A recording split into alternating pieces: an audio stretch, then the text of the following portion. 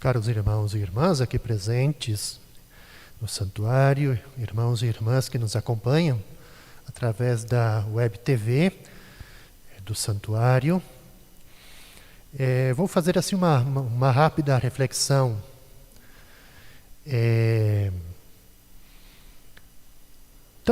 Tanto a primeira leitura como o Evangelho tem um foco comum que é exatamente de fazer a gente refletir sobre a importância da fé que deve, vamos dizer assim, ajudar a organizar e estruturar a vida da gente. Enfim, tema central, a fé. Na primeira leitura, eu gostaria de partir daí. Diz para nós que o Acaz, ele pensava que era possível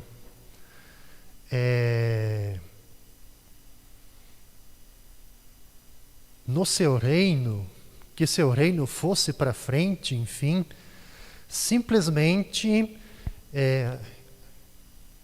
aliás, e que fosse para frente e que tivesse estabilidade, simplesmente com, assim, fazendo o jogo político, assim, a política das alianças. E o Isaías, então, ele vem para contrapor o Acaz, para ajudar, inclusive, a abrir os olhos de Acaz. Porque o Isaías, ele vai insistir, dizendo que a única coisa que garante a estabilidade é a fé. É a fé. Porque a fé coloca em nossa disposição a força de Deus. A grosso modo, a primeira leitura ela trata exatamente disso. Aqui para nós é importante esse elemento porque nós também precisamos retomar esta atitude de fé e de confiança em Deus.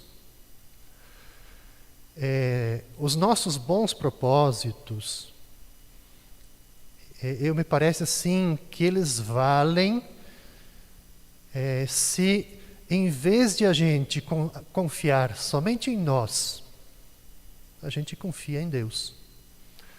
E essa é uma grande tendência que a gente tem hoje em nossa sociedade, né? De a gente acabarmos assim, quase que colocando Deus à margem. Ou então, inclusive, para muitas pessoas, uma negação de Deus.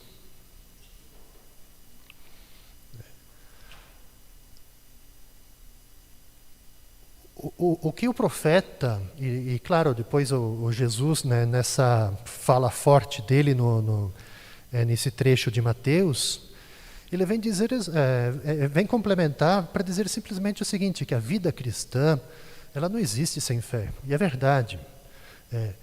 E também ela não subsiste sem a fé. Se não for alimentada, assim, e não crescer cada dia. Porque isso tem uma consequência. Porque sem a fé também é impossível o amor. É impossível o amor. Eu posso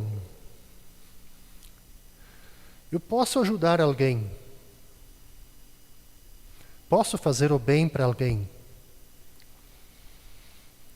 Mas isso não significa que eu faça isso por amor. Eu posso acabar ajudando alguém, fazendo o bem para alguém, para quase ser um descarrego da minha consciência. Mas não porque eu tenho essa consciência de que, ajudando alguém, eu estou, assim, praticando o amor. Eu estou praticando a caridade, que é aquela ação que vem do coração. Então nós temos assim, uma tendência muito forte hoje também presente nessa nossa sociedade, né? Agora, o que é importante também para nós é o outro lado. O que eu quero dizer com isso? Que a fé, ela também não tem que, assim, afastar a gente da lucidez com que eu preciso analisar aquilo que acontece ao nosso redor. Quer dizer, por eu ser uma pessoa de fé, quer dizer, isso não significa que eu tenho que, que a realidade ela não me diz respeito. Pelo contrário. A fé, ela permite, inclusive, a gente ver em maior profundidade e a gente acabar tirando as conclusões, as consequências dos fenômenos. Sejam eles sociais, políticos, inclusive familiares, assim por diante. Para dizer assim que a pessoa que alimenta a fé, a pessoa que procura expandir a sua fé cada dia, ela é capaz também de alargar os seus horizontes. Por quê? Porque ela não se torna uma pessoa centrada em si mesma, fechada em si mesma, diríamos, isolada em si mesma. Quer dizer, ela alarga o seu horizonte. Ela, por sua fé, que leva a viver o amor, quer dizer, ela sente a necessidade de fazer, de ter o encontro com o outro, de conhecer, o que se passa na vida do outro. E não, como diz Jesus, diante do indiferentismo dessas duas cidades, de modo especial aqui, Corazim e Betsaida, onde que Jesus fez a maioria dos seus milagres, ou se quisermos usar uma outra terminologia, onde que de fato ele demonstrou o seu grande amor para com a pessoa humana, ou demonstrou exatamente isso, que nele está a presença de Deus, que revela todo o amor para com a pessoa. E o povo de Corazim e Betsaida ignoraram isso. Quer dizer, ficaram totalmente indiferentes, viraram as costas, falaram mal, assim por diante. Então, o grande desafio para nós, à luz tanto da primeira leitura e à luz do Evangelho, eu diria assim, talvez seja como que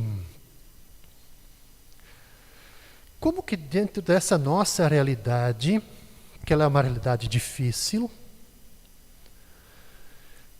eu falava domingo, a partir do Evangelho do semeador, eu dizia que uma das preocupações, por exemplo, onde é que nós erramos enquanto Igreja Católica, é porque cada ano nós viemos num decréscimo acelerado de pessoas, de modo especial na Europa. Então, aonde é que nós estamos errando quando a gente fala de... Eu não gosto muito dessa palavra, mas às vezes a catequese usa. Onde é que nós estamos errando na transmissão de fé para as pessoas? De fazer as pessoas terem o primeiro contato, mas que tendo esse primeiro contato, essa pessoa depois ela consiga fazer a sua caminhada de fé. E me parece assim que, lendo exatamente essas duas leituras de hoje, não é mais suficiente a gente pensar enquanto Igreja Católica,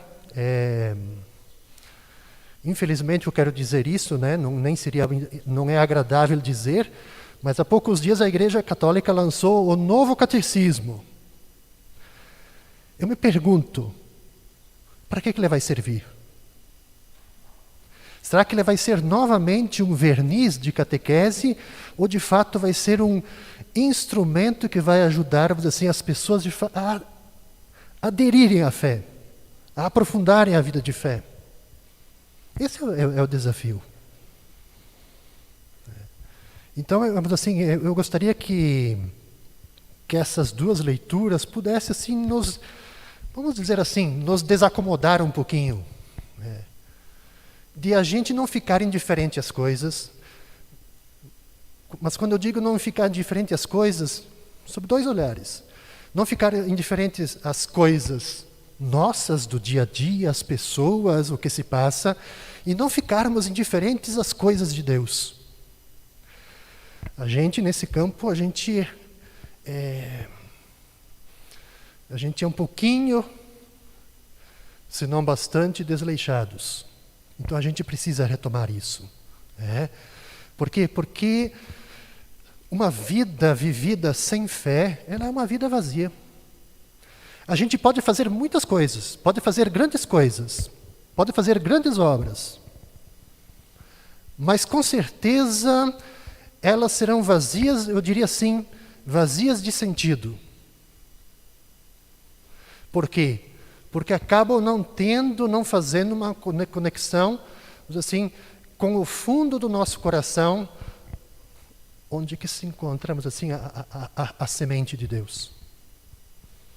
Então que essas leituras nos ajudem, assim, a gente a retomar, a gente a repensar a nossa vida de fé, a nossa prática, como vivenciamos, como testemunhamos. É necessário a gente fazer essa reflexão. Que Deus nos ajude, que Santo Antônio nos inspire. Assim seja.